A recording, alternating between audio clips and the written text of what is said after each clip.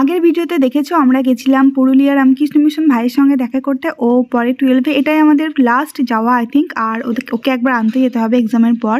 তো আমরা খাওয়া দাওয়া করলাম, ভাইও খেলো, দেন আমরাও খেলাম।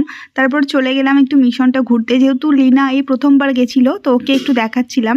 তো ফার্স্ট এলাম আমরা মন্দিরের এখানে, দেন ওখানে কতগুলো ছবি তুলে দিলাম ওর।